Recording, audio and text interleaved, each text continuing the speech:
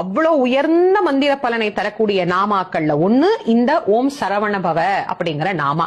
இவ்வளவு ஆற்றல் நிறைந்த இந்த மந்திரத்தை நாம என்னென்ன பலன்கள் தருதுன்னு தெரிஞ்சுக்கிட்டு சொல்றது அப்படிங்கறது ஒரு சிறப்பு தானே. சா அப்படிங்கிற எழுத்து செல்வத்தையும் மங்களத்தையும் நமக்கு குறிக்கும்.